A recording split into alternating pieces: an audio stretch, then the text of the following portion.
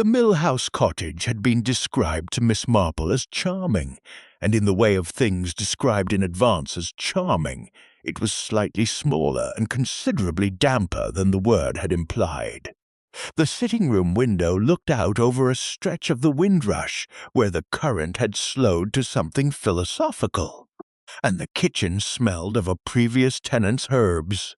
Rosemary, mostly, ground into the stone of the sill in a way that no amount of cleaning would shift. Miss Marple found she didn't mind. Rosemary had its associations, and not all of them unpleasant. Dorothea was installed on the sofa with a novel she wasn't reading, and the mild, slightly peevish air of a healthy woman performing convalescence. She was 43, and had her mother's good bones and her father's tendency to understate things until they became crises, which was why the appendix had waited until the last possible moment before making itself known. She was better now, or nearly. She moved carefully and didn't say so.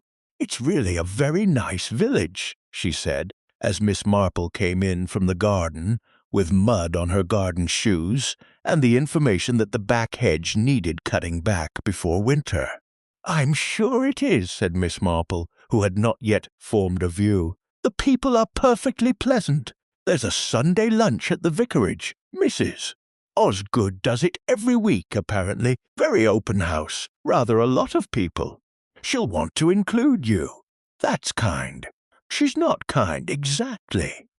Dorothea repositioned herself against the cushions. "She's thorough. She includes everyone who ought to be included. There's a difference." Miss Marple thought that Dorothea, who had not been in the village a full fortnight, had understood its essential quality with considerable speed. She said nothing, and went to change her shoes. She walked the village the following morning. A Thursday, cold and clear, the last of the horse-chestnuts coming down in the light wind off the fields. Brockhurst Parva arranged itself along a single main lane with two subsidiaries, the church at the northern end and a pub called the Harrow at the southern. Between them, the post office combined with a small shop that sold local honey and very expensive candles. 3 cottages that had been renovated recently and carefully, their window boxes still bearing the last of the season's color. The vicarage, stone-faced, adequately maintained, with a gate that needed its hinge attended to, and Heron's Watch. Heron's Watch was the large house on Glebe Lane, set back from the road behind a modest wall. It was the kind of house that had once been important and was now simply substantial. Thick walls, small windows, a garden that had been a project at some point and had since settled into a managed maturity. A light was on in a ground-floor room. A woman was working at a window, going through papers. Miss Marple was not in the habit of staring into other people's houses. She walked on.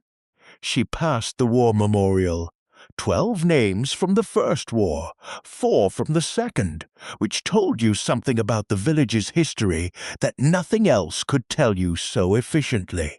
She passed a cottage where a large dog was lying on the front step in the thin October sun, with the complete conviction of a dog who has never been told no. She turned back at the Harrow, which was not yet open. On her way back she stopped at the village shop. The woman behind the counter had the compact authority of someone who had run a small business alone for many years, and found it entirely sufficient. Her name, Miss Marple learned, was Mrs. Pleath. She offered the local honey at 2 prices, depending on how local you meant. Miss Marple bought the more local variety and learned, in the course of the transaction, the following things. That Reverend Osgood was considered perfectly decent, if not exactly inspiring. That his wife, Mrs. Osgood, ran the village in the way that needed running, and that people said so admiringly rather than with any edge to it. That the new woman up at Heron's Watch, Mrs. Finchcroft, had been there only 4 months, and was not unfriendly, though she was the sort of person who asked questions more readily than she answered them. And that Mrs. Finchcroft's companion, Iris. Mrs. Pleath could not immediately recall her last name. Was, if you wanted her honest opinion, exactly what that sort of woman needed. Capable. Very steady. You could see she'd had proper training. Miss Marple agreed that proper training was worth a great deal. Her stepson visits, said Mrs. Pleath, in the tone of someone completing a picture. Not often enough to be devoted, often enough to be interested, if you follow me. Miss Marple followed her perfectly. The invitation to Sunday lunch arrived on Friday morning, hand-delivered in an envelope that had clearly been used before and turned inside out. The Osgoods were not wasteful. Mrs. Osgood had written in the kind of handwriting that had been formed early and never reconsidered. Upright, even, faintly authoritative. Lunch at 1 o'clock. Several people she was sure Miss Marple would enjoy meeting. Nothing formal, just the usual gathering. She includes me because I'm a visitor, and you're recoverable, Dorothea said, reading the note over Miss Marple's shoulder. By which I mean convalescent. She'll need to have done right by us before the month is out. You make her sound calculated. I make her sound organized. She is calculated, but that's different. She's not malicious about it. Dorothea handed the note back. Go. I shall stay here and read extremely badly, and you can tell me what everyone is like.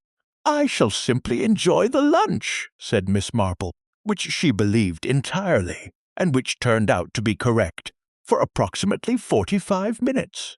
The vicarage garden in late October had the particular quality of a garden that had given up gracefully. The borders cut back, the roses pegged down, the last of the dahlias finally surrendered to the frost, and removed with what Miss Marple imagined had been some ceremony on Mrs. Osgood's part. A woman who ran her Sunday lunches with that quality of organized generosity would not have left the dahlias to blacken on the stem. She would have dealt with them on the correct date. The gate, as noted, was freshly oiled. Reverend Osgood received her at the door with the warmth of a man who had welcomed a great many people into this hallway over 30 years, and had developed a greeting that was genuine without being specific. He was tall, slightly stooped, with the kind of face that had probably been handsome at 30, and was now merely comfortable. He took her coat. He said he was so glad she could come, and that Dorothea must be missed, and that he hoped the recovery was proceeding, and that the sitting-room was just through, and had she noticed the view of St. Cuthbert's Tower from the end of the lane? He found it very sustaining. Miss Marple said she had noticed it and found it very fine, and meant this. She was shown into the sitting-room, which was large, cold in the corners, and contained 4 people already arranged about it with the ease of people who had stood in this particular room many times before. Mrs. Osgood was at the fireplace, which was lit but not, Miss Marple felt, lit quite warmly enough. She was a compact, precise-looking woman in her late 50s, with very clean hands and eyes that moved across the room in the manner of someone conducting a continuous quiet audit. She greeted Miss Marple by name.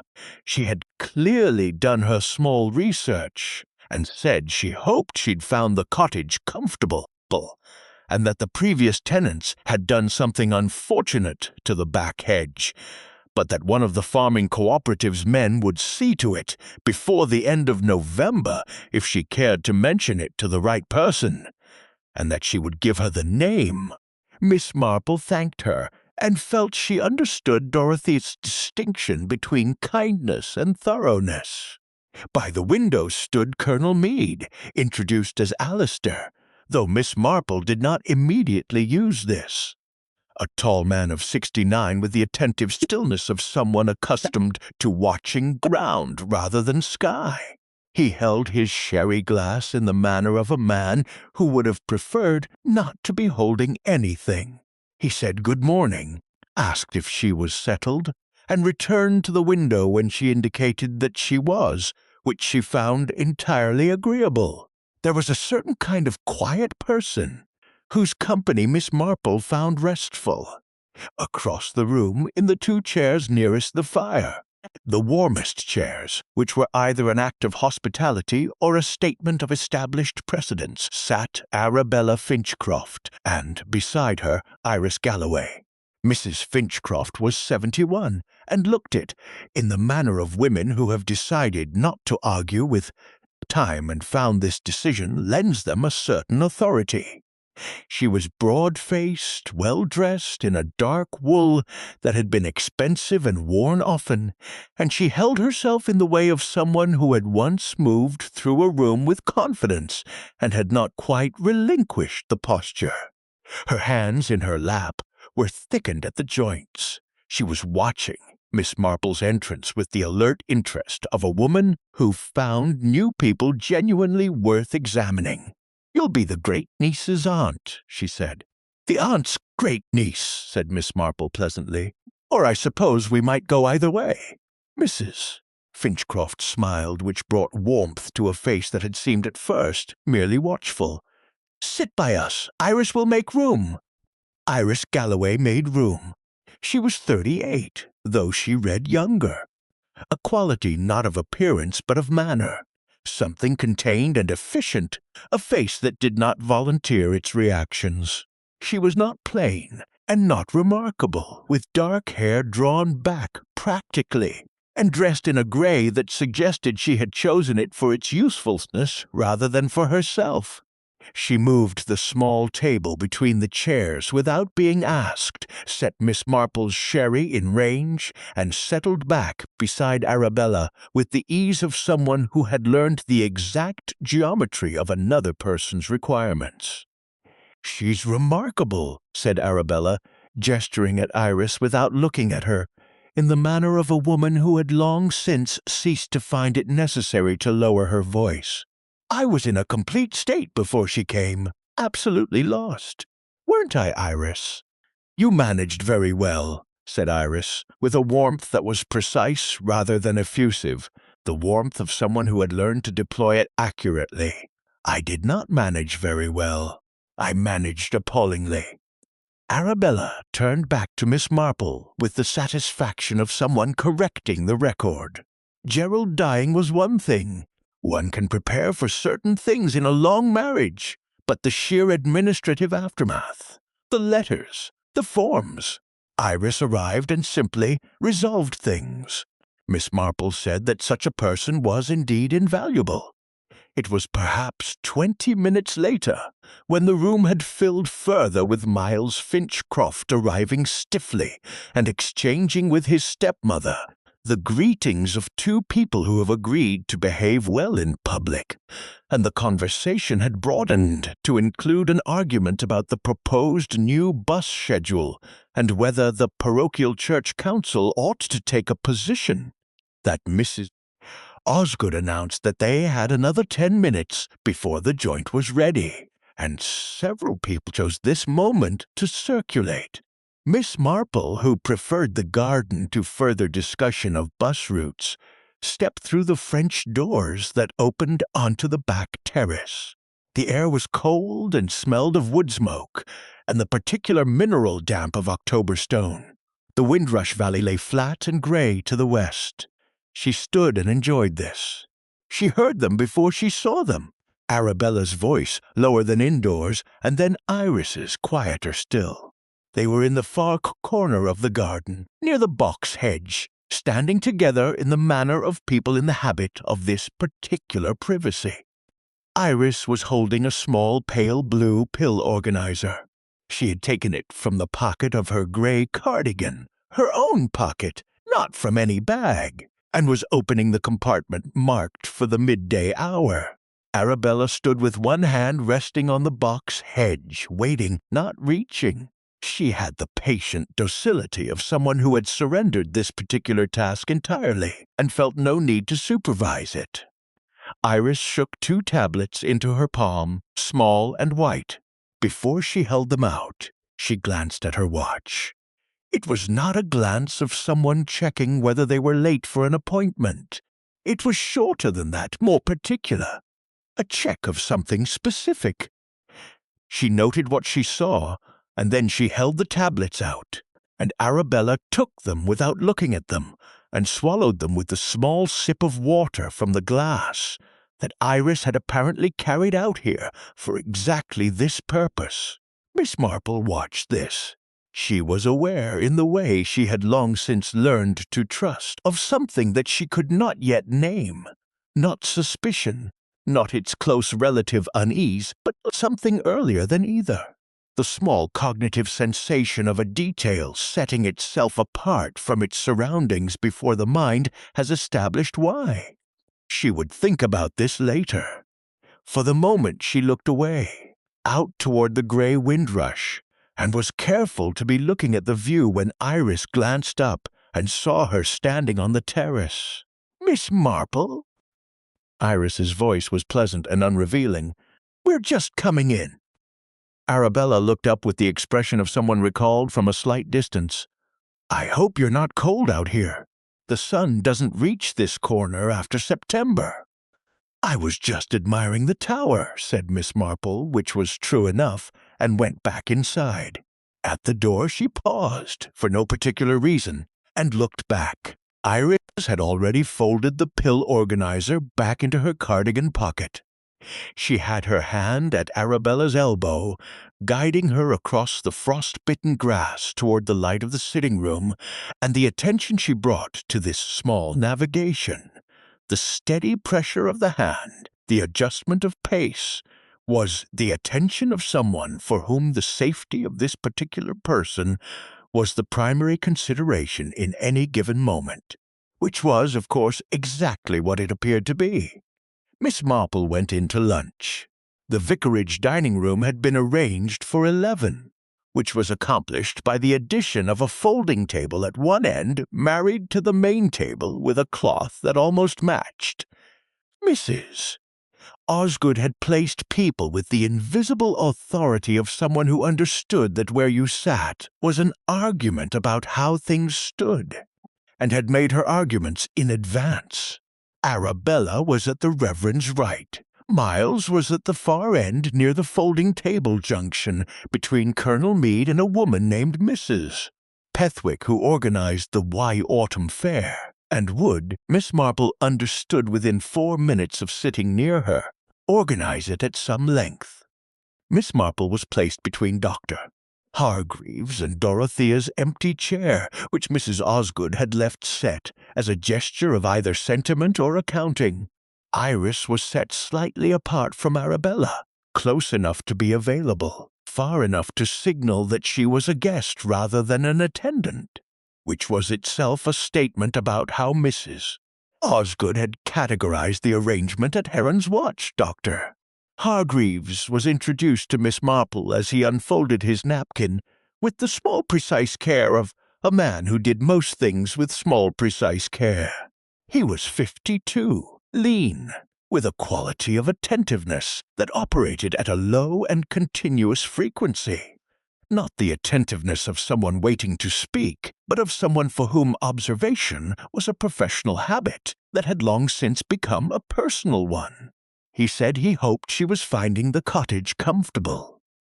Miss Marple said she was. He said the windrush was particularly good at this time of year. She agreed that it was. They established, in this way, that they would get on well enough, and the soup arrived. The conversation at table had the structure of all such village conversations. Several simultaneous threads, periodically interrupted by the passing of things, resolving occasionally into a single topic when something sufficiently general or sufficiently contentious arose. The bus routes were revisited and set aside, Mrs. Pethwick raised the question of the autumn fair's new location, and was heard with the respectful attention due to a person whose determination on a subject was well understood. Reverend Osgood offered mild observations at intervals and consumed his soup with the serenity of a man who had learned to be peaceful inside noise. Miss Marple ate and listened and watched. Miles Finchcroft was the kind of good-looking that required maintenance. and had recently received less of it than usual. There were shadows beneath his eyes that were not entirely the product of the drive from Bristol, and he ate with the distracted efficiency of someone whose appetite was functioning independently of his attention. He spoke when addressed, answered questions with reasonable completeness, and twice began sentences that he did not finish, pulling back from something with the small correction of a man who has reminded himself, mid-sentence, of where he is. His stepmother, across and down the table, addressed him twice during the first course. Both times she used his name in the way of a person who has learned that using a name is not the same as extending warmth, and he received both remarks with the brief upward look of someone managing something. Between them, in the social geometry of the table, was a history that the room could feel without being able to read. Miss Marple could feel it too. She was not yet sure what she was reading. It was during the main course. A shoulder of lamb, very good, with roasted parsnips and a gravy that suggested Mrs. Osgood had learned her cooking from someone who had learned it from someone else and kept the teaching intact. That Colonel Meade, who had been largely silent, said something that caused Miss Marple to set down her fork. He had been speaking to Miles about architecture. Miles had designed, apparently, a community center in Wiltshire that had received a minor award, and he made some remark about materials, about the difficulty of new buildings in old landscapes, and then said that he supposed it was different in the north, where the industrial aesthetic had become its own kind of heritage. "Where are you from, originally?" he asked, and the question was addressed not to Miles but across him, to Iris, who was sitting quietly with her glass of water and a half-eaten portion of lamb. "Leeds," said Iris. It was the right answer. It arrived at the right speed, with the right quality of casual recall. But there was, before it, a pause of the kind that Miss Marple had spent a great many years learning to distinguish from the pause of simple recollection. It was shorter than a hesitation and longer than nothing, and it had a texture to it, the texture of a selection being made. Colonel Meade nodded and returned to his lamb. Across the table, Arabella was asking Mrs. Osgood about the Church Restoration Fund with the focused interest of a significant donor, and Mrs. Osgood was answering with the careful warmth of a woman receiving money gracefully. Miss Marple attended to this conversation and did not look at Iris, but she was aware in her peripheral attention that the Colonel had glanced once more at Iris after his nod. Not a long look, not a suspicious one, but the look of a man who has filed something away under a heading he hasn't yet named. Miss Marple found this interesting. "I do a bit of writing, actually," Miles said. It came out of a silence that had followed Mrs. Pethwick's departure to retrieve something from her coat. A pamphlet about the new fair location, it transpired, and it landed on the table with the slightly surprised quality of a remark that had escaped rather than been delivered. Dr. Hargreaves looked up. Reverend Osgood made an encouraging sound. "Fiction," Miles added, which was either clarification or apology. "Nothing. It's not finished. I've been doing research." He reached for his water glass. "It's probably nothing." "What sort of fiction?" asked the Reverend, with the benign interest of a man who reads detective novels on holiday and finds them restorative. "Thriller, I suppose. Medical. I've been reading about." He stopped. He looked down at his plate. "It's early days," he said. "Not worth discussing." There was a small silence of the kind that follows a door being quietly closed, and then Mrs. Pethwick returned with her pamphlet, and the conversation moved gratefully in her direction. Miss Marple had not looked at Miles during this small sequence.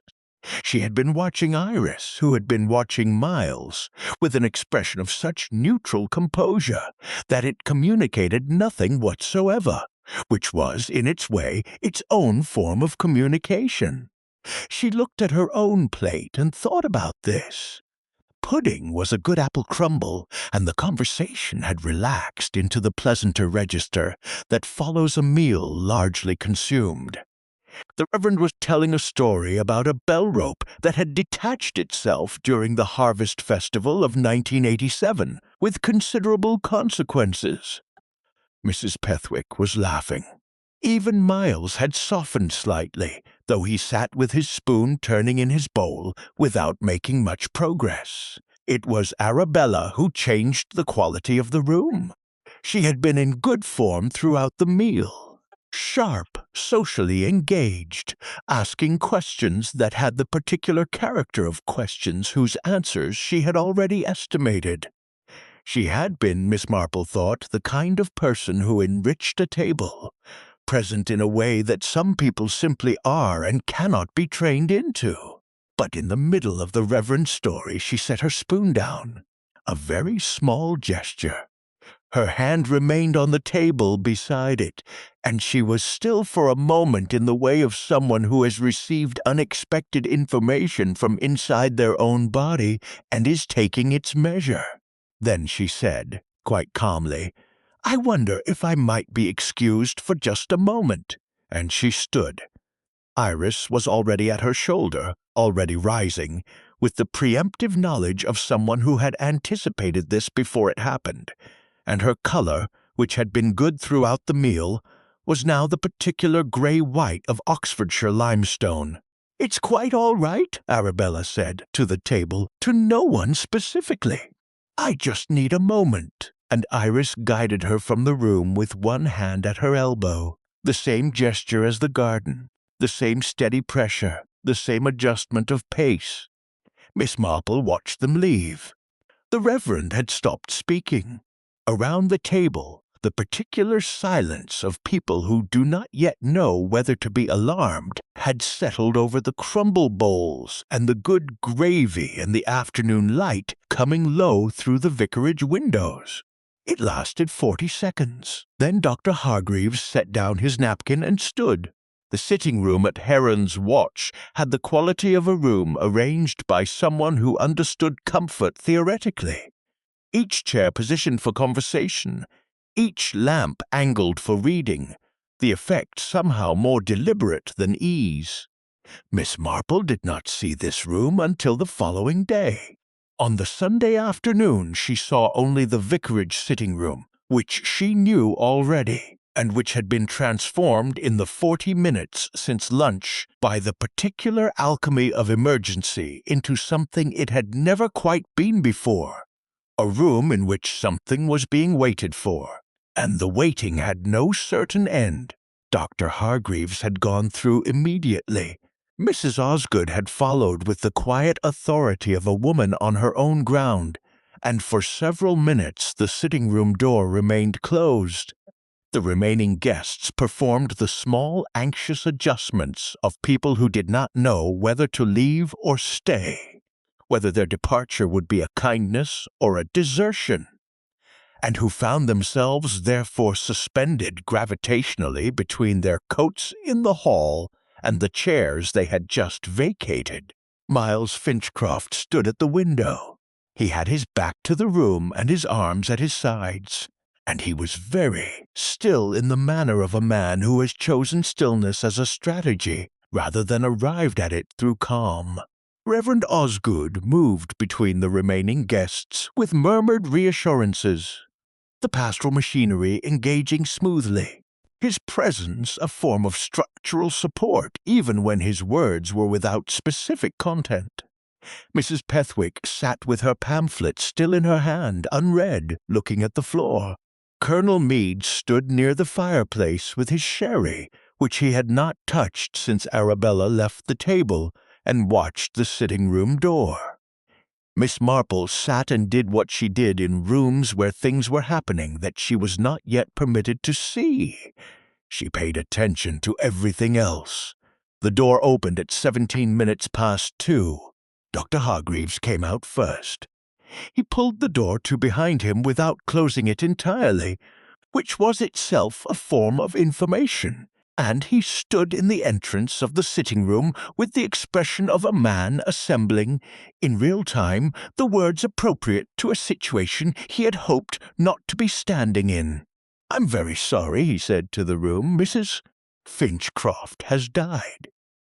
The silence that followed was the particular silence that follows the spoken confirmation of what a room has already, in some collective register, suspected. It was not shocked. It was the silence of something arriving that had been felt, for the last 20 minutes, to be approaching. Miles turned from the window. His face, in the moment before he arranged it, showed something that Miss Marple observed with care, and did not immediately classify. It was not grief, or not only grief, and it was not relief, or not only relief. It was the specific expression of a person receiving news that is simultaneously a blow and the removal of a long uncertainty, and finding that neither sensation is what they had expected it to be. He said, "She," and then stopped. Then, was it her heart? "Her heart condition, yes," said Dr. Hargreaves. "She had been in some difficulty for a while. This kind of event, in patience with her history." He left the medical architecture of the sentence standing without completing it. It was not unexpected, in the broader sense. "Though, of course," he stopped. "I'm very sorry," he said again. Iris came out of the sitting room perhaps 5 minutes later. She had clearly been with Arabella until this moment, had remained, in the final minutes of the afternoon, in the position of someone whose function was to attend, and had attended to the last. She looked, Miss Marple thought, composed. Not the tight white composure of shock suppressed, but a deeper stillness. Something settled beneath the surface. Her eyes were dry. She had the quality of a person who has been preparing, in some private and interior chamber, for a particular moment, and who is now existing on the far side of it. She accepted a glass of water from Mrs. Osgood. She sat. She answered Dr. Hargreaves's quiet questions about Arabella's mourning. Had she seemed unusually fatigued, any different from recent days? With the careful precision of a professional giving a clinical history. She had been a little tired, perhaps, at breakfast. Not alarmingly so. She had eaten adequately. She had been looking forward to the lunch. Miss Marple listened to this.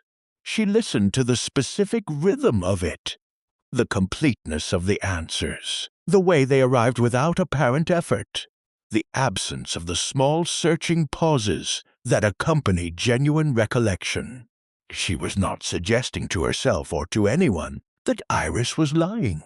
She was noting the particular fluency of the account, and filing it beside the garden, and the pale blue pill organizer, and the watch.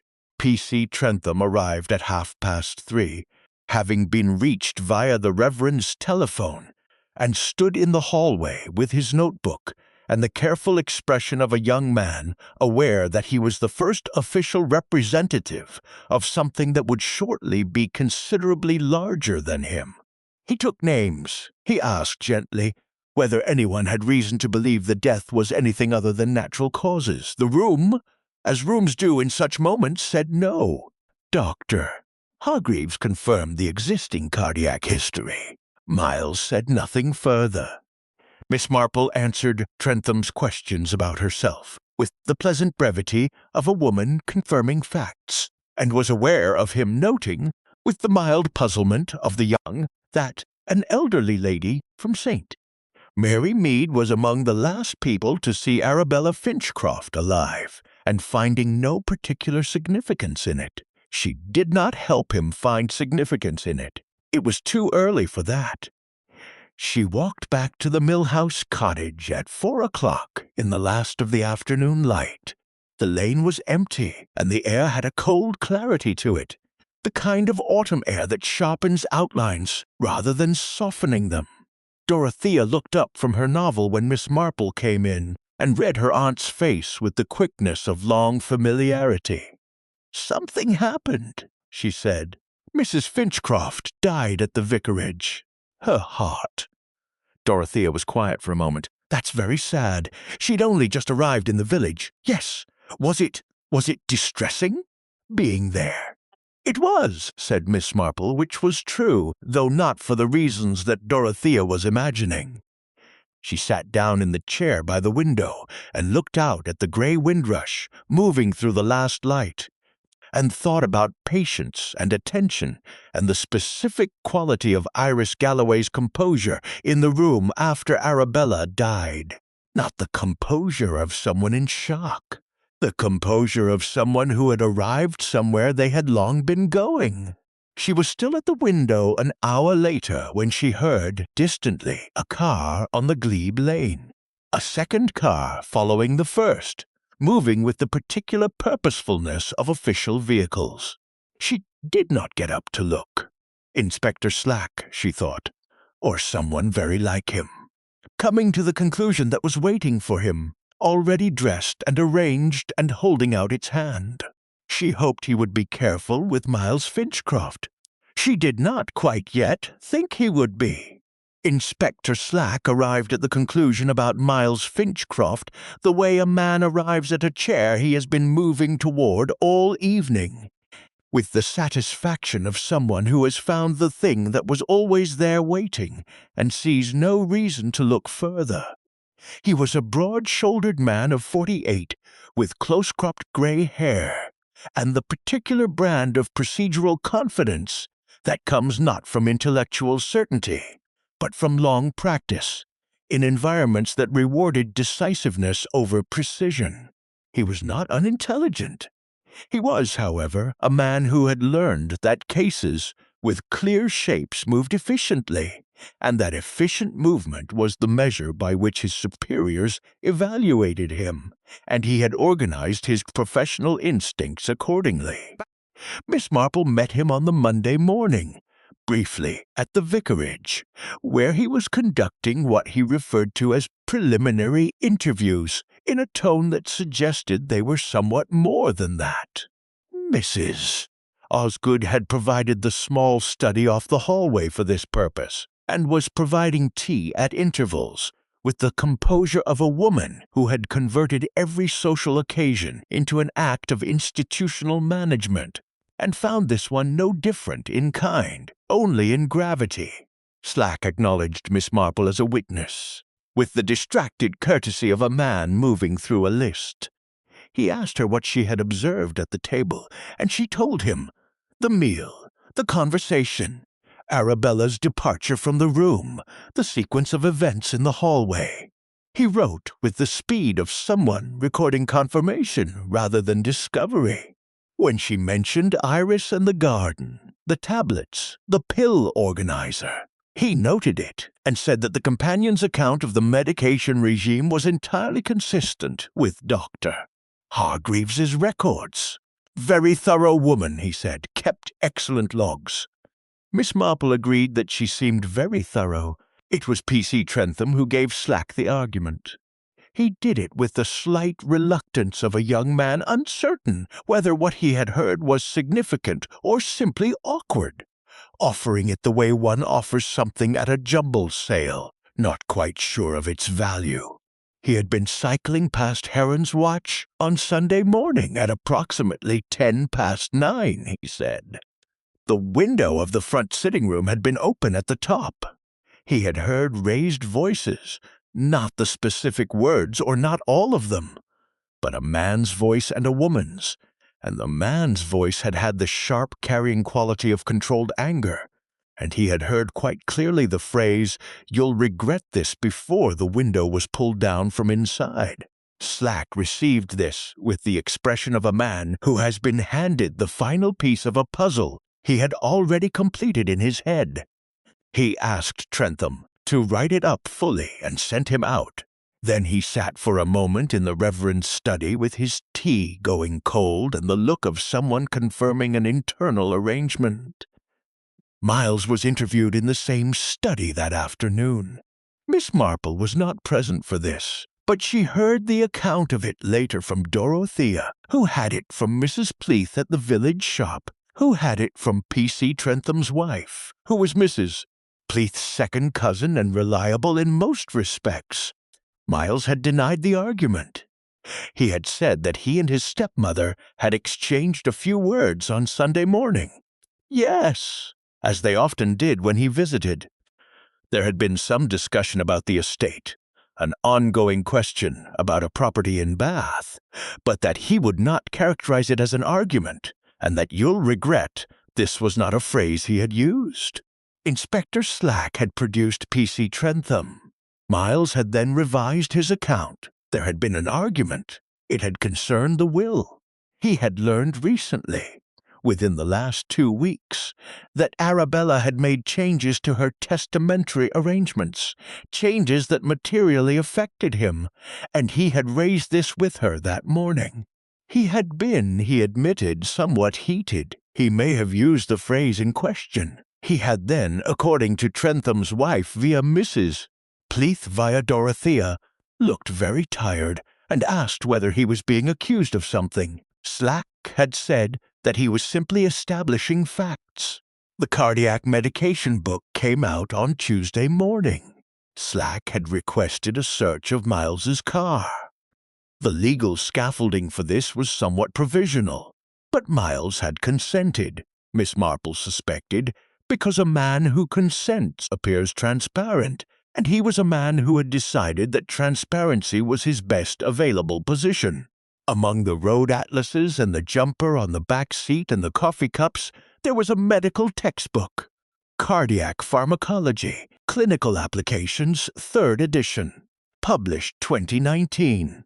Miles's name inside the front cover in blue biro. Slack brought this to the Vicarage study with the expression of a man who has found something he did not quite expect and is readjusting his certainty upward. Miss Marple, who was sitting in the hallway with a cup of Mrs. Osgood's tea and a clear line of sight to the study door, observed Slack's expression as he went in and as he came out again 20 minutes later. The entry expression was one of controlled triumph. The exit expression was the same, with the small addition of confirmed momentum. She thought about what Miles had said at the table on Sunday. "A bit of writing, actually medical. I've been doing research," and the way he had pulled back from it with the embarrassment of something private exposed. She thought, "The book is research for the novel." The phrase "you'll regret this" was the anger of a man who had just been disinherited in favor of a charitable trust, she thought. Slack will fit these things together into a shape that is coherent and wrong.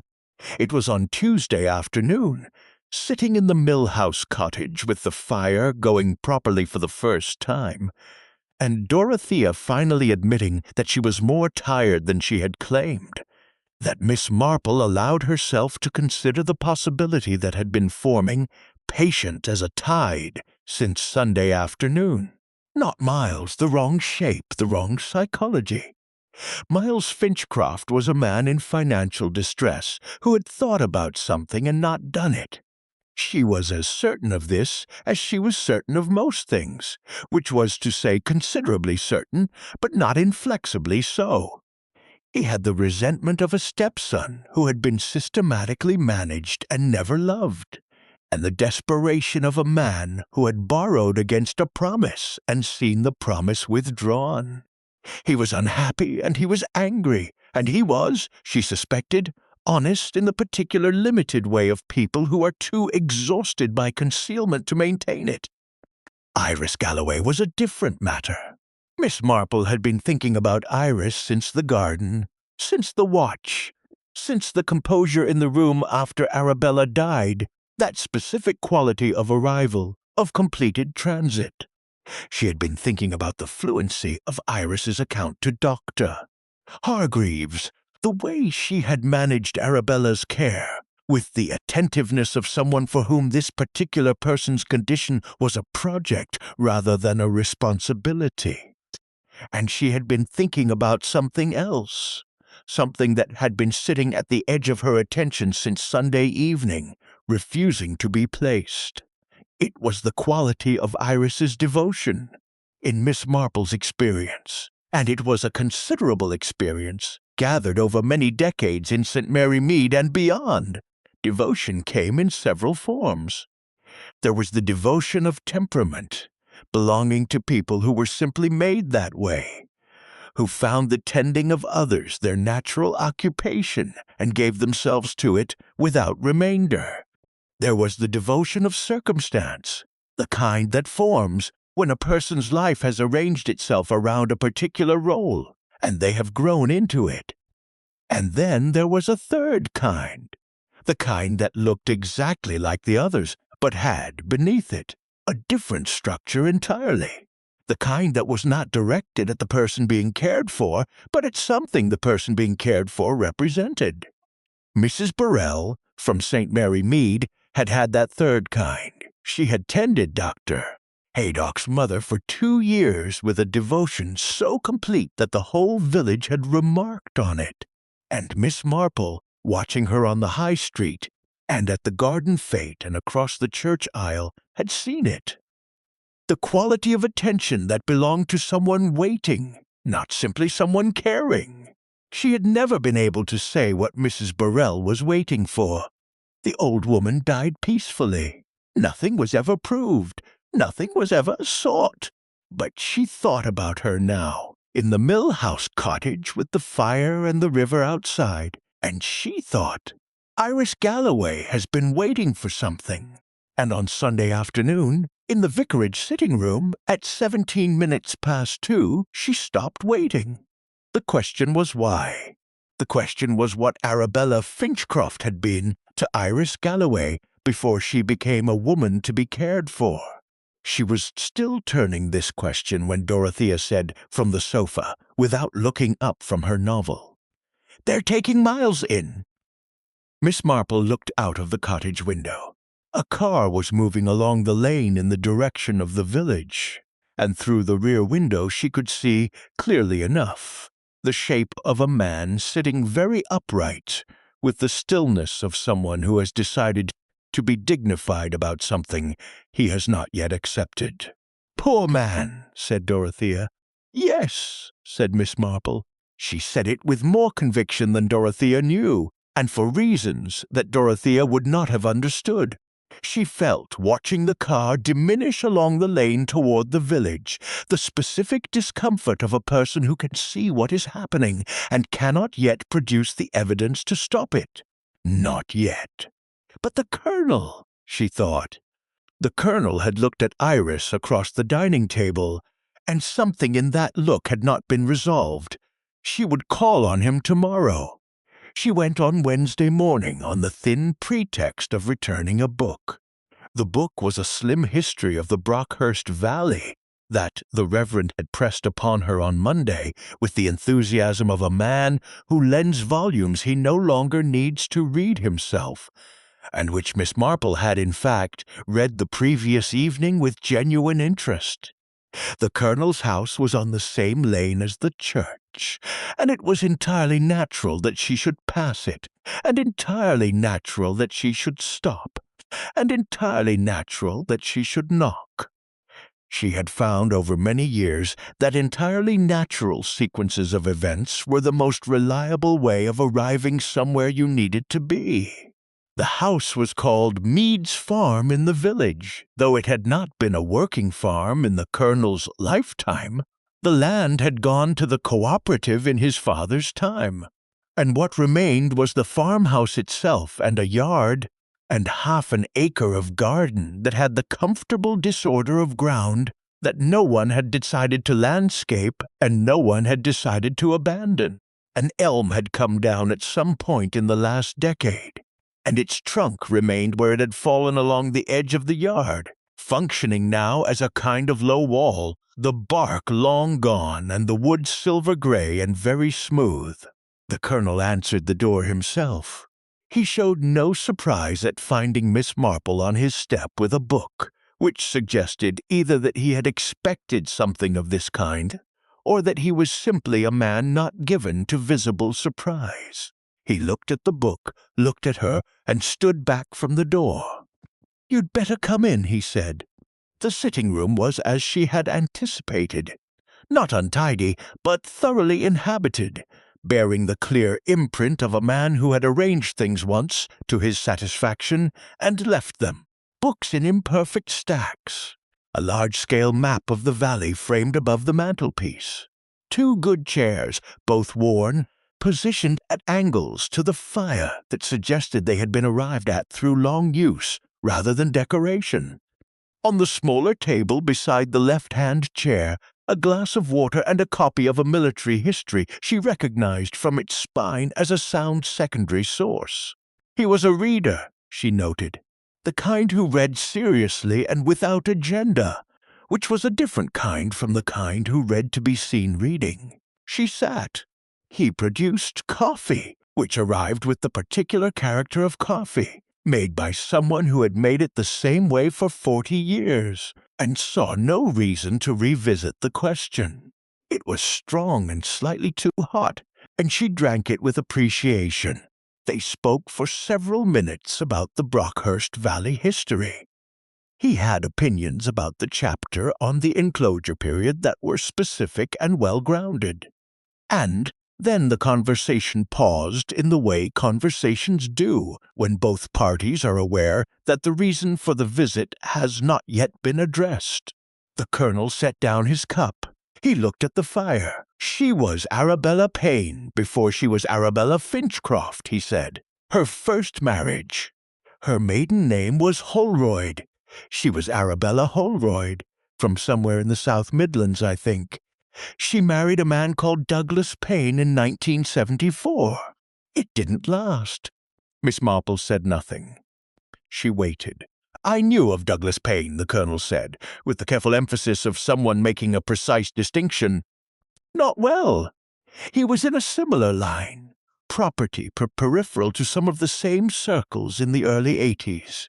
There was talk when Arabella left him about the manner of it. She had met Gerald Finchcroft before the marriage ended. That sort of situation. He paused. Payne didn't recover from it well. There was a breakdown of some kind. He died in 87, I think. Drink, possibly, or the consequences of drink. That period is not very clear to me. He stopped. He was still looking at the fire. You mentioned a sister, said Miss Marple gently. At lunch I mentioned the Payne family in passing. There was a sister, younger, I believe, Sandra. I never knew her.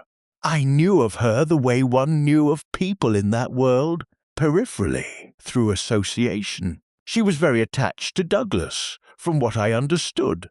Took his death hard. He picked up his coffee cup and found it empty and set it down again. I don't know what became of her.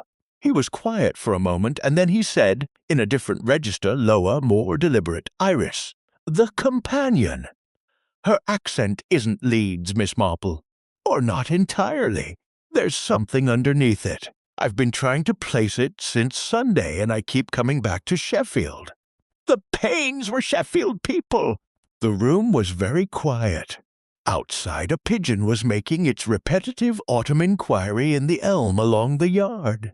Miss Marple set down her own cup with the care of someone ensuring that the small sound it made did not interrupt the arrangement of things in her mind.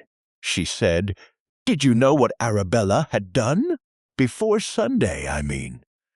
Did you know she was here in Brockhurst Parva? The Colonel looked at her directly for the first time since she had sat down. His eyes were grey and steady and contained, she thought, the look of a man who had been asking himself the same question for 3 days. I knew she'd moved to the county, he said. I saw the name in a local notice. The church restoration donation, her name was listed. I recognized it. I thought. He stopped. I thought it was none of my business. What happened between the Paynes and Arabella Finchcroft was 30 years ago, and none of it was criminal in any legal sense. He paused. She left a man. Men are left. He happened not to survive it.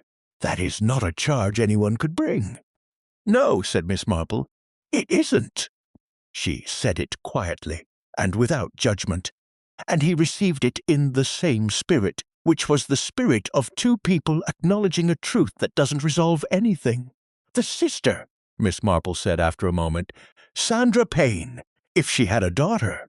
She did not complete the sentence. She did not need to. The colonel looked again at the fire, and then he stood up and went to the window and looked out at the silver-gray elm trunk along the yard wall, and said nothing for long enough that Miss Marple understood he was not going to say anything more. Not because he was unwilling, but because there was nothing more to say. The rest was hers. She walked back along the lane slowly, not from tiredness, but from the particular quality of thought that required forward motion without speed, the kind of thinking that needed the mild physical rhythm of walking, but was disrupted by the social demands of going quickly, of arriving somewhere. The arithmetic was simple, and it was devastating. Sandra Payne's daughter. Leads inflected with Sheffield beneath it, which was the sound of a woman who had grown up in one city and spent enough years in another to acquire its surface layer. 14 months with Arabella, which was to say, 14 months beginning approximately 2 years after Gerald Finchcroft died, which was when a recently widowed woman of 70 would have been, for the first time in decades, alone and findable, and in need of exactly the kind of help that a carefully constructed history of care work and personal assistance would make you ideal to provide. Not impulsive, not reactive. The act of someone who had grown up with a story, a mother's story, told with the intensity of grief that has no other outlet, and had decided at some point, and then planned, and then waited, and then arrived. 14 months of arriving. And then a Sunday lunch at the Vicarage in late October, with the valley going gray and the dahlias long gone, and a pale blue pill organizer in a cardigan pocket, and a watch checked before the midday dose. Miss Marple stopped on the lane and looked at the Tower of St. Cuthbert's above the roof line, which the Reverend had said he found sustaining, and she thought about what it meant to carry a wrong for long enough that it became structural, part of the load-bearing architecture of a life. She thought about Sandra Payne, whom she had never met and would never meet, and what it must have been to bring up a daughter inside that particular grief. To tell the story often enough and with enough conviction that the daughter made it her own. To die, perhaps, without resolution, and to leave the unresolved thing to someone who loved you. She thought about Iris in the vicarage garden with the water glass and the tablets and the careful, unhurried watch check, and she thought, this is not madness, and it is not cruelty, and it is not simple greed. It is something older and more human than any of those, and that makes it no less what it is. Then she walked on. Dorothea was sitting up properly for the first time in 4 days when Miss Marple came in, color in her face, and a cup of tea made by her own hand, and a look that suggested she had turned a corner. "You look as though you've been thinking very hard," she said.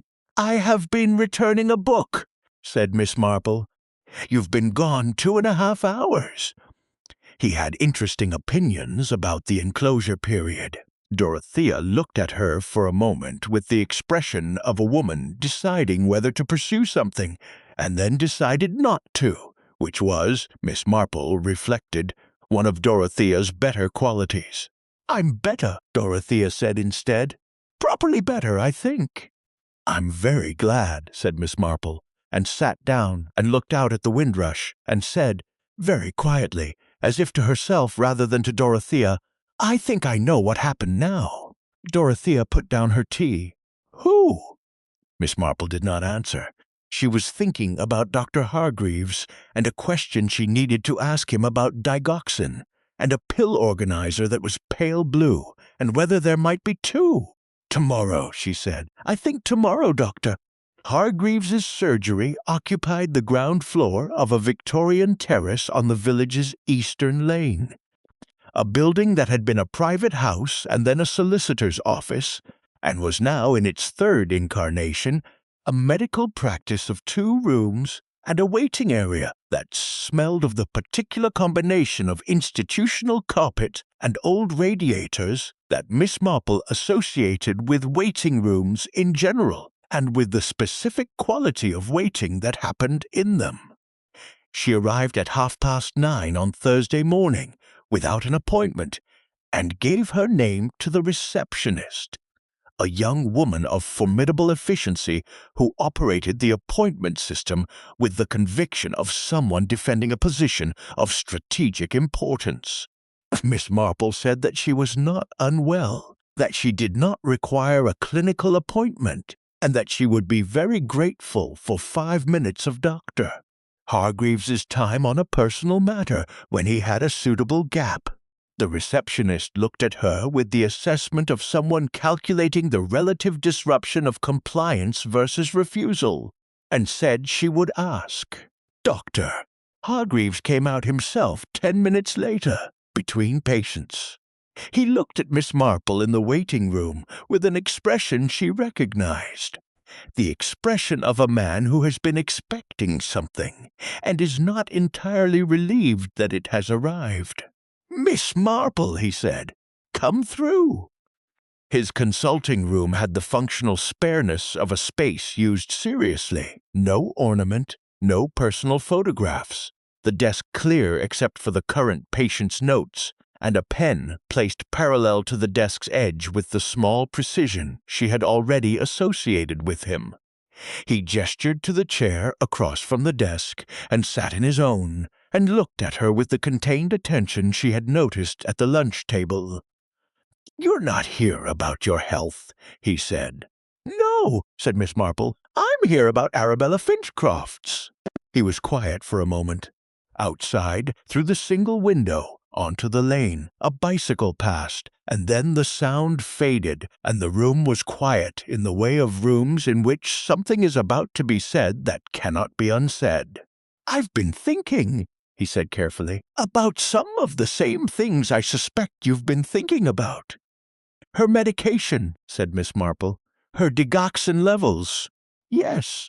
He picked up the pen from the desk and set it down again. Digoxin is a drug with what we call a narrow therapeutic index. The gap between a beneficial dose and a toxic one is not large. Patients on long-term digoxin therapy require regular monitoring. Arabella's last blood test was 6 weeks ago. Her levels at that point were within range. On the higher side of acceptable, but within range. He paused. "I've been asking myself since Sunday whether they would have been within range on Sunday morning." "And what is your answer?" "My answer is that I don't know, and that not knowing is a form of information." He looked at the desk. A patient whose levels are carefully maintained doesn't die of cardiac arrhythmia at a Sunday lunch. A patient whose levels have been allowed to drift or manage toward a higher range over a period of time is more vulnerable, considerably more vulnerable under conditions of stress, exertion, a larger meal than usual, family tension, Miss Marple said. "When you saw her on Sunday after she collapsed, what did you observe?" He was quiet for a moment that was not the pause of reluctance but the pause of precision. A man choosing words with the care of someone who understands that the words will matter. The presentation was consistent with cardiac arrhythmia secondary to her existing condition, he said, "which is what I recorded, which is what I believed in the moment." Another pause. "There were no signs that I would characterize as definitively indicating anything else. But there were features. The specific rhythm of the episode, certain observable indicators that I filed at the time under the category of advanced disease progression." He stopped.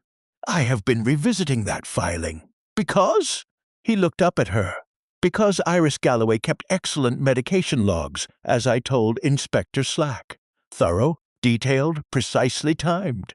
And when I went back to those logs yesterday evening, because I couldn't sleep, because I kept returning to Sunday in the way one returns to a room to check whether one left something, I noticed that the timing of certain doses over the last 3 weeks was irregular in a pattern that I initially read as poor compliance, but now read differently. Now I wonder whether the irregularity was deliberate, whether it was designed to produce instability, to keep her levels oscillating rather than stable. He put the pen down again with a small definitive sound. Digoxin toxicity can be cumulative. If you keep a patient cycling between just sufficient and just above sufficient, over several weeks you create a system under stress. And then, on a particular morning, if you were to administer a dose that was elevated. He did not finish the sentence. He did not need to. "I want to ask you something," said Miss Marple, "and I want you to think carefully before you answer, because I think you are a careful man, and I think you will want to give me the right answer rather than the comfortable one." He looked at her steadily. "Go on. When you were treating Arabella, over these 4 months, did you suspect that something was wrong? Not medically wrong in the ordinary sense. Wrong in the other sense." The silence that followed was long enough that Miss Marple was able to observe his hands, flat on the desk, and the small adjustment of his jaw, and the quality of his stillness, which was the stillness of a man holding something still rather than being still naturally. "I suspected," he said at last, "that she was more dependent on the medication management than her condition strictly required, that she had become passive about her own treatment in a way that I found on reflection unusual for a woman of her intelligence and self-possession." He paused. "I thought it might be a consequence of grief, of Gerald's death. Some patients, when they lose the person who managed their domestic life, regress in their own self-management. It is not uncommon. But you wondered." "I wondered," he said once or twice. "I did not pursue it." He said the last sentence with the flatness of a man delivering a verdict on himself, and Miss Marple did not soften it for him, because he was right, and softening it would be a disservice. "The blood samples," she said, "from Sunday. Are they available for further analysis?" "They are. I have already." He stopped. "I made a call yesterday evening to the county pathology service. There is a process for requesting supplementary toxicological analysis in cases of sudden death where the initial certification was made by the attending physician." He looked at her. "I have begun that process." "Good," said Miss Marple simply. He nodded once, the nod of a man accepting something he cannot undo and has decided not to try to undo. She asked him, before she left, about the pill organizer. She described it. Pale blue, small, the kind carried in a pocket rather than a bag. She asked whether Arabella had such an organizer. "She did," he said. "I've seen it at appointments. She brought it in occasionally to confirm the doses."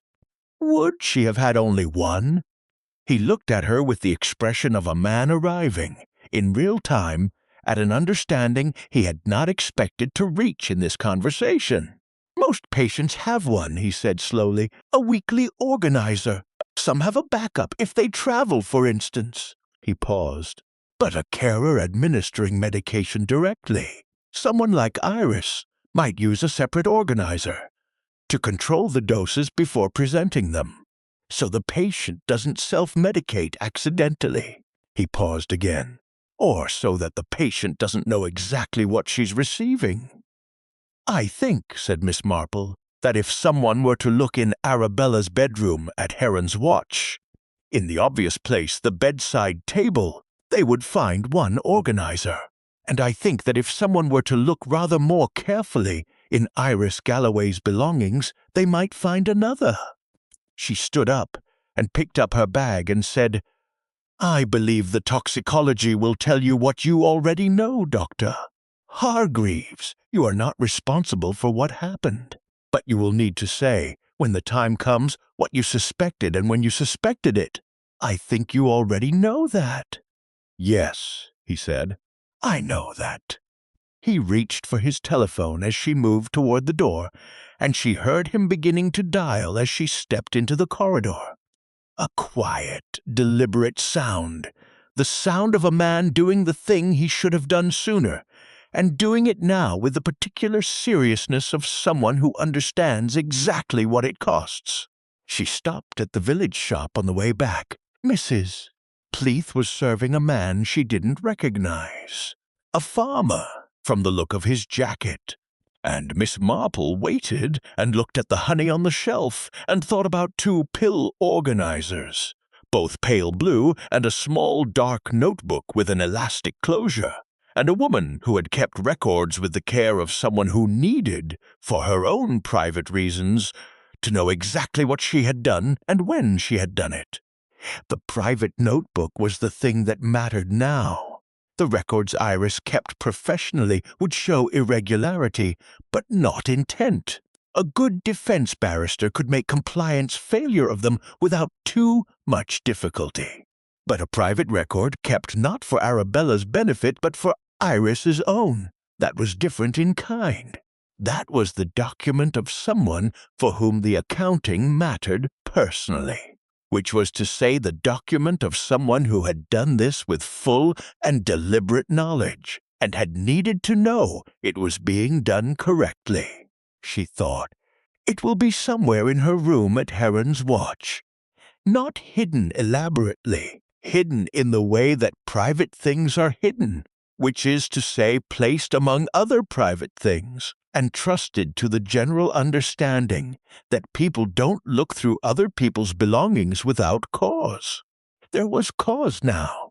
She paid for her honey and said good morning to Mrs. Pleath and walked back along the lane toward the Mill-House cottage in the thin November sunshine, composing in her mind the conversation she would need to have with P.C. Trentham, who was a reasonable young man and would, she thought, listen if she was careful about how she put things, and if she did not present it as a certainty before it was a certainty, which it very nearly was. Very nearly. Tomorrow, she thought. Tomorrow she would go to Heron's Watch, she told P.C. Trentham on Thursday evening. She found him at the end of his shift, at the small police house on the village's western edge, and she told him what she had come to understand in the careful, measured way of someone who knows that measured delivery is the only kind that will be heard. She did not present it as conclusion. She presented it as a series of observations that she thought deserved proper attention before Miles Finchcroft's situation became irreversible. The watch, the 2 organizers, the medication logs, and their deliberate irregularity. Dr. Hargreaves's supplementary toxicology request, and what Colonel Meade had told her about Douglas Payne and his sister Sandra, and the particular quality of Iris Galloway's accent beneath its acquired layer.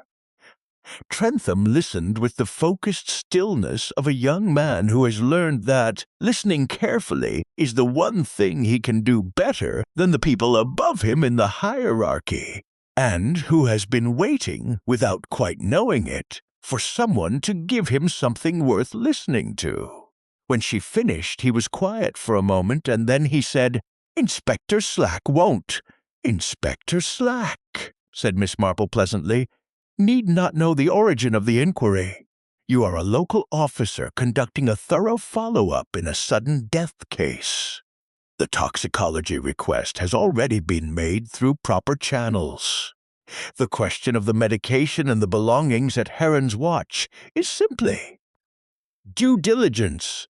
He looked at her for a moment with the expression of a young man, measuring the distance between what he's been told and what he's being told now. "I'll need to speak to someone," he said.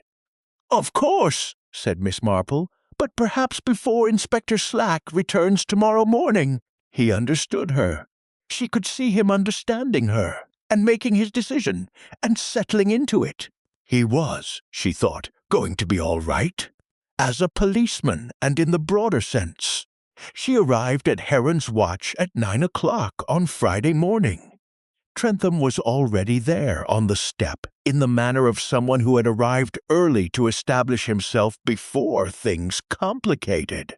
He had made the necessary calls the previous evening. The supplementary toxicology had been expedited. Dr. Hargreaves had used words that moved it up the queue. The preliminary results, sufficient for the purposes of the morning, had come through at 7. Digoxin levels in Arabella's blood at time of death were consistent with a dose significantly above her prescribed amount. The pathologist's phrasing was careful and technical, and amounted, in plain language, to confirmation. Trentham had a colleague in the car at the end of the lane, which was the right balance of presence and discretion. He rang the bell.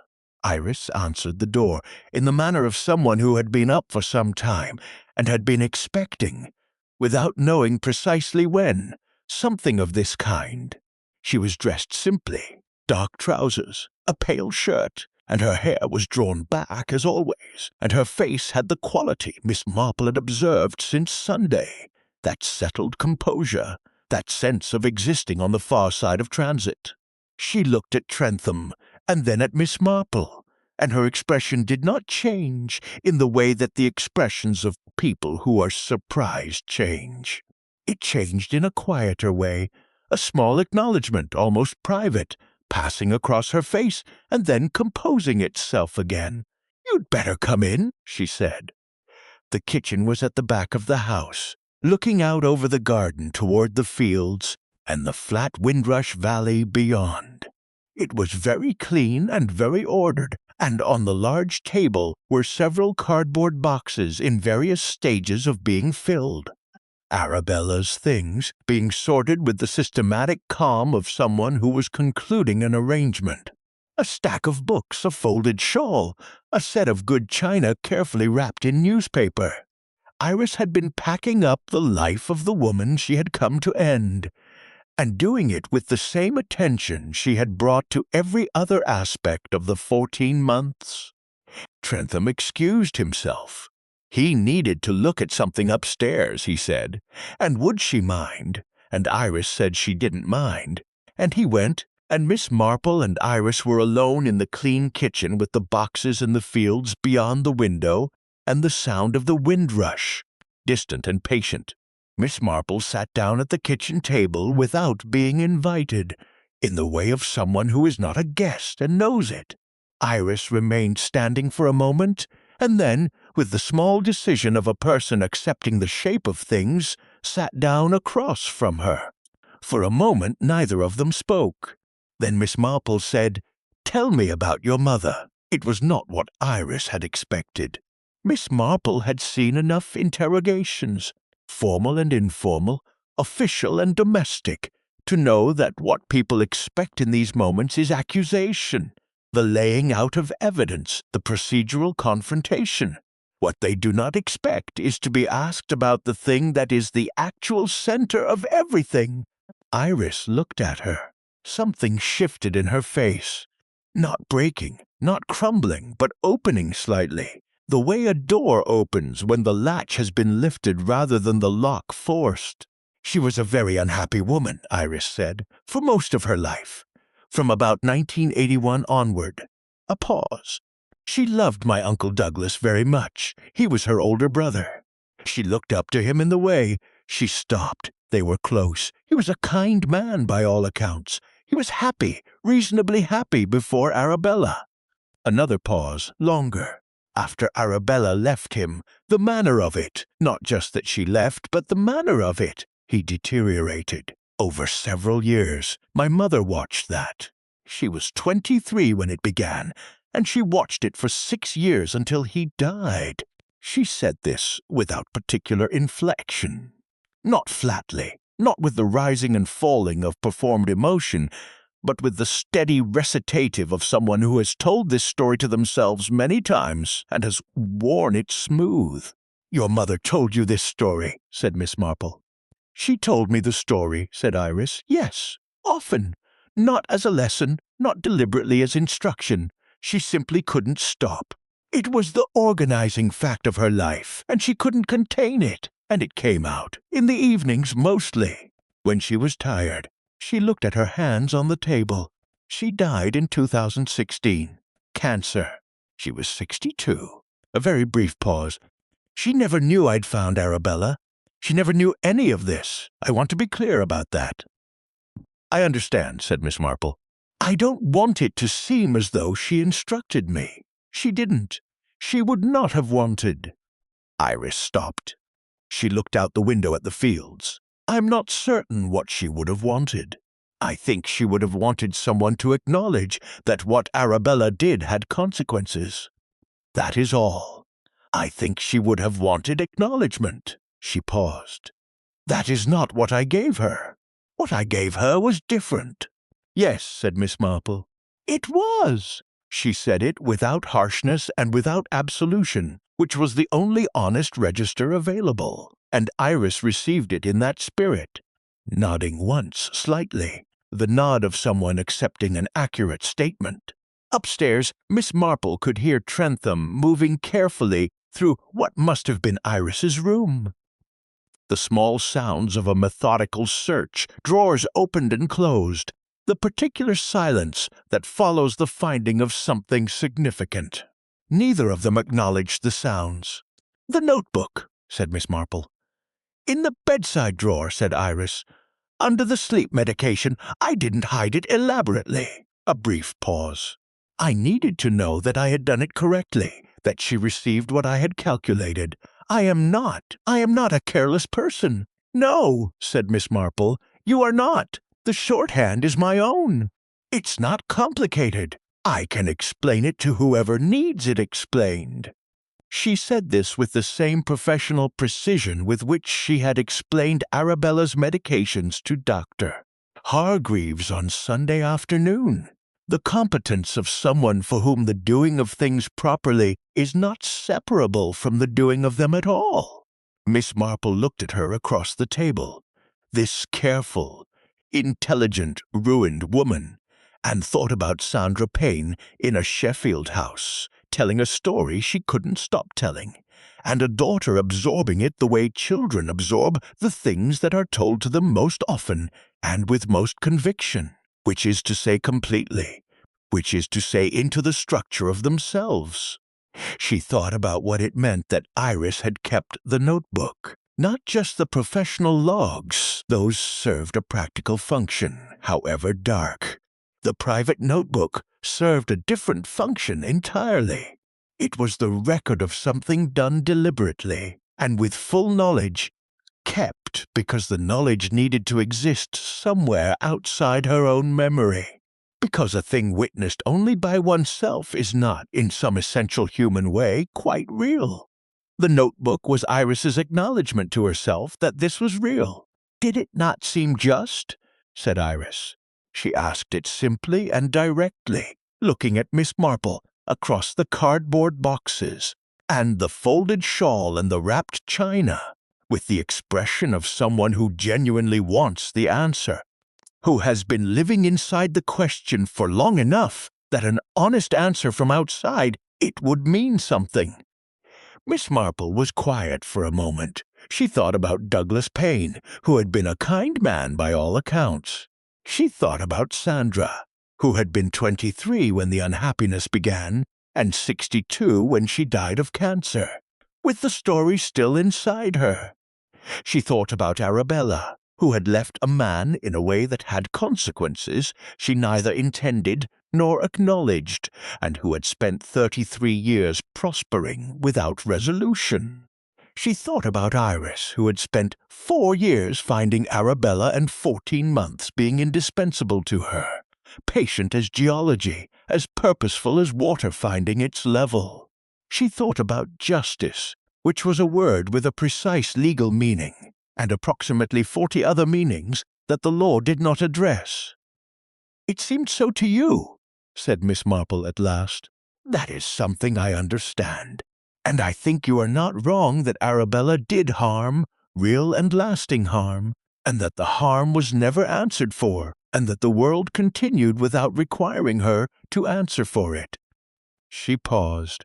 "But justice has particular forms, and those forms exist not because they are perfect, but because the alternative, each person deciding what is owed and collecting it by their own method, produces something worse than the injustices it corrects. What you have done is one form of accounting. There is another form waiting now, and you know it is." Iris looked at her for a long moment.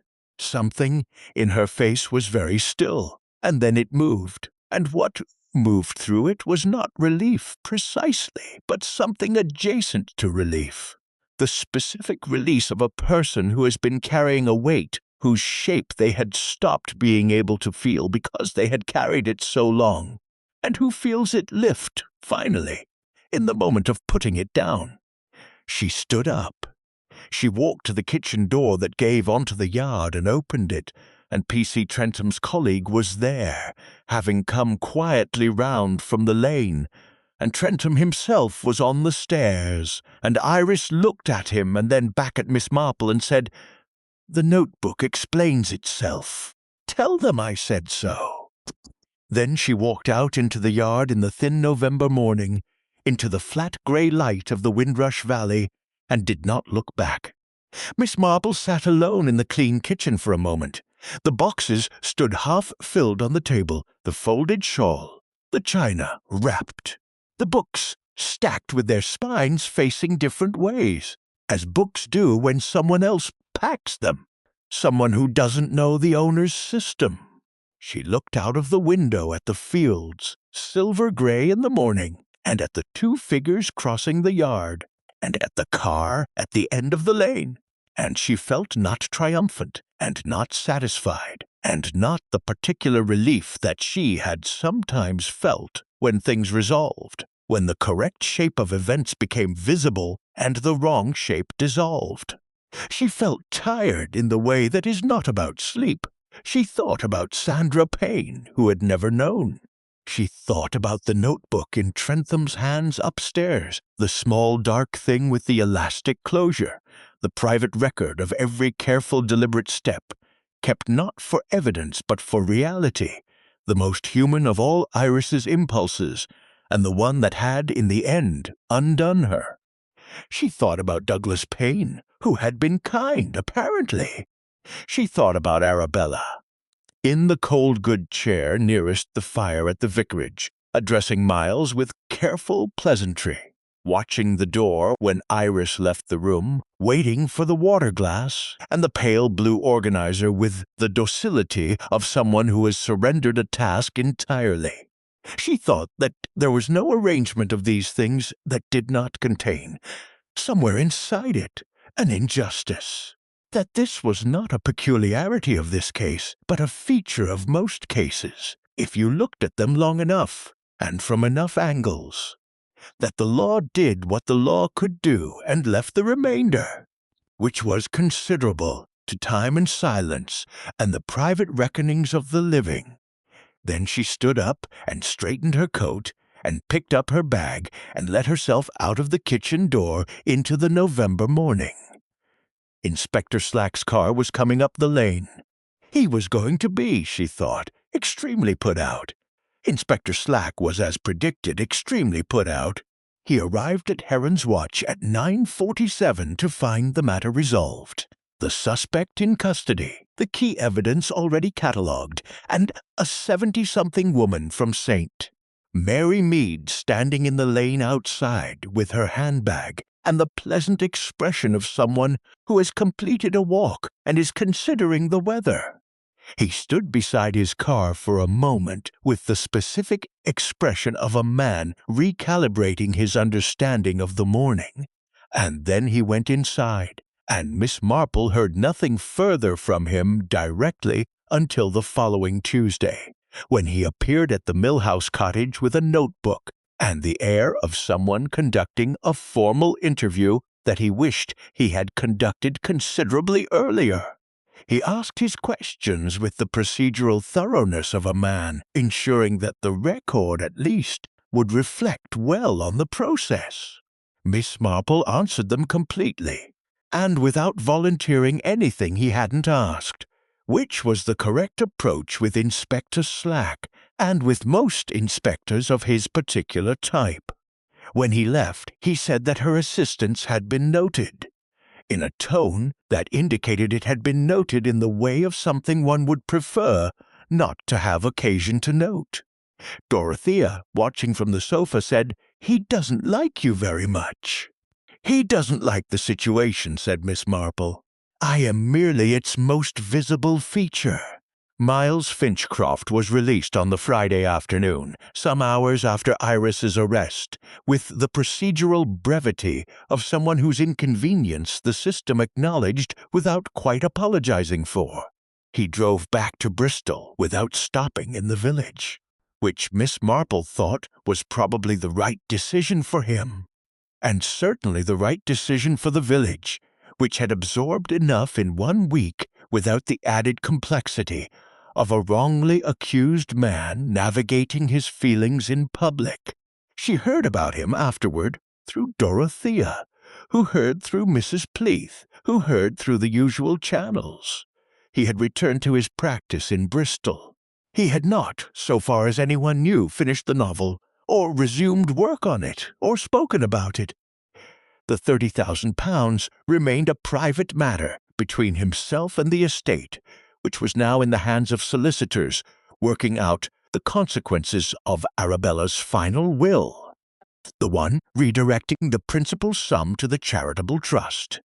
He had sat in a police interview room for 2 days, believing he was being accused of something he had considered but not done. And that particular experience, the proximity of what he had thought about and what someone else had actually carried out, was not the kind of thing that could be put away in a drawer. It would be with him. He would carry it in the particular way that unresolvable things are carried, which is to say, always.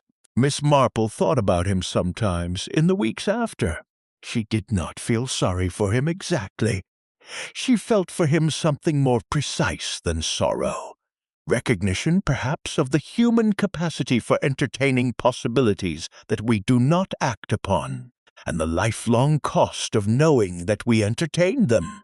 Dr. Hargreaves submitted his full supplementary report to the County Pathology Service and to the coroner on the Monday following the arrest. The report was thorough, technically precise, and contained in its final paragraphs a section of professional reflection, a careful accounting of what he had observed, what he had suspected, and what he had not pursued. That was, Miss Marple understood when she heard of it from Trentham, not required by the formal process, but included nonetheless. He left the Brockhurst Parva Locum posting 2 weeks later, before the natural end of the 6-month term. A note in the practice window said that Dr. Finbury would be covering until a permanent appointment was made. Mrs. Pleath had heard that Hargreaves had returned to Bath. Miss Marple thought about him with the specific quality of thought she reserved for people who had known something and said nothing, and then, when the cost of silence became visible, had paid it fully and without excuse. He was not a bad man. He had been a careful man in the wrong direction, careful of his own position, rather than his patient's safety, which was a failure of the kind that did not require malice and was not diminished by its absence. She hoped he would be all right in Bath. She thought he probably would be, in time, in the way that people who are fundamentally decent and have done something they know to be wrong eventually find a way to continue, which is not the same as finding a way to forget. The charitable trust that was to receive the bulk of Arabella's estate was called the Finchcroft Educational Foundation. Gerald's name, Gerald's money, redirected by a widow who had been, in her last months, guided toward philanthropy by a companion whose actual interest was not in the foundation's beneficiaries, but in ensuring that Miles Finchcroft received nothing. The irony was not lost on Miss Marple. Arabella, who had managed situations to her advantage her entire life, had in her final months been managed herself, steered towards generosity she had not arrived at independently, toward a version of herself that was more publicly admirable than the private original. The village thought well of her in death for the donation. The donation was Iris's construction. There was something in this that Miss Marple could not quite resolve to her satisfaction. The question of whether a good act performed for wrong reasons was still a good act, and whether the students who would benefit from the Finchcroft Foundation would be better or worse served by knowing its origins. She concluded, without great conviction, that they would be better served not knowing, and that this conclusion was probably correct and certainly convenient, and that the difference between those two things was one she would have to live with. Iris Galloway was charged on the Friday and remanded in custody. The formal charge was murder, which Miss Marple had expected. The mechanism was the digoxin. The toxicology was clear. The notebook was explicit, and Iris herself, in her initial statement to the county CID, had not denied the essential facts.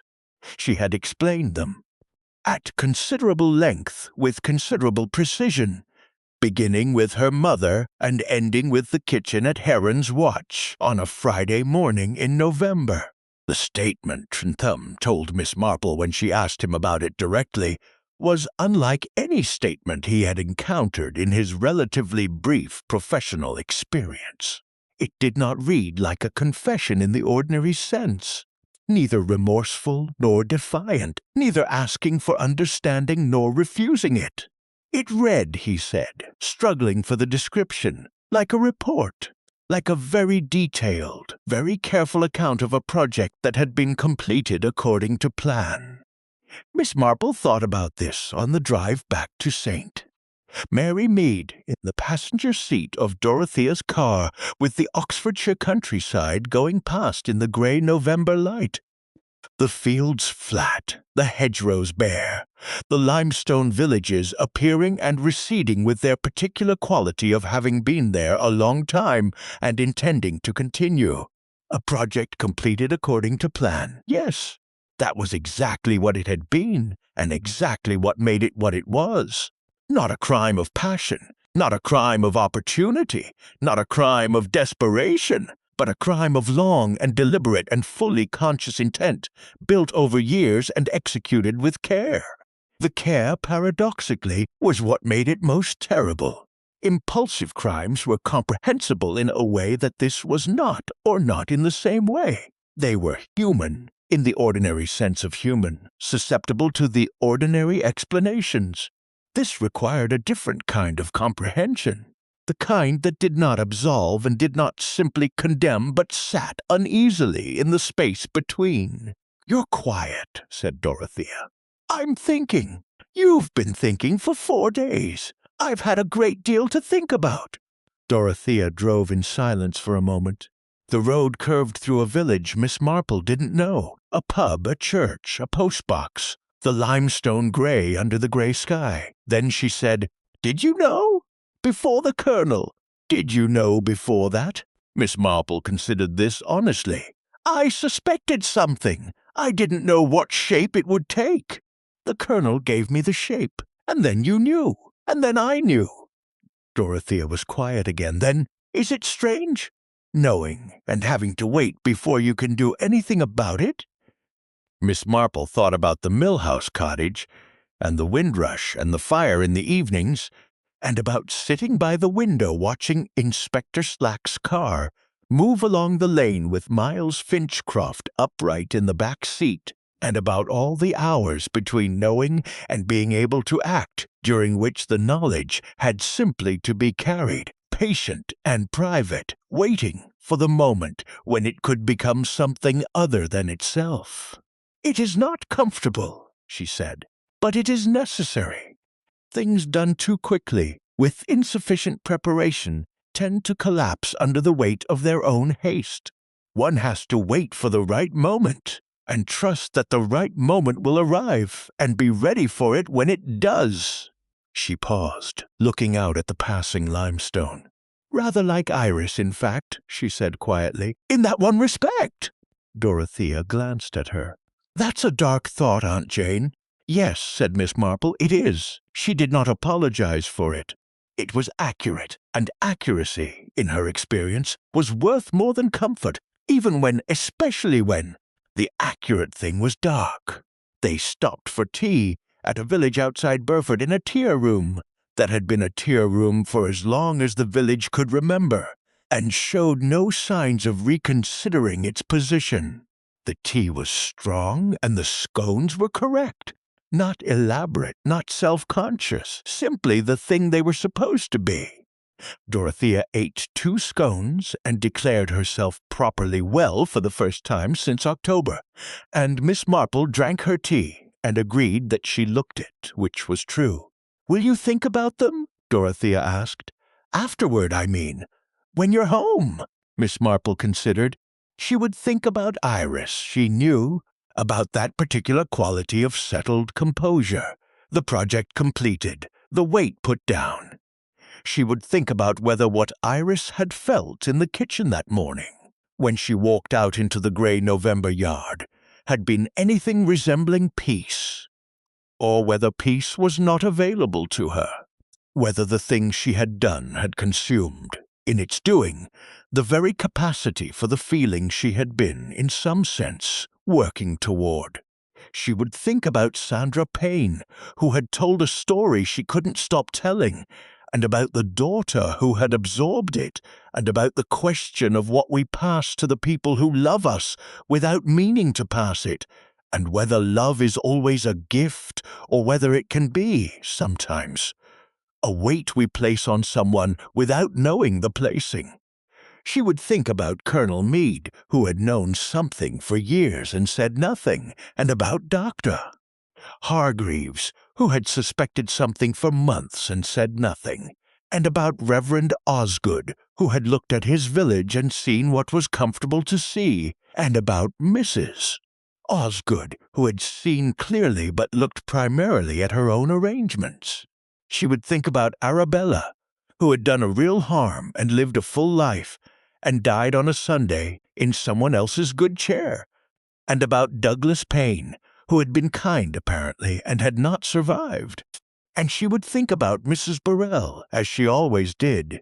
Mrs. Burrell on the High Street, Mrs. Burrell at the Garden Fete, Mrs.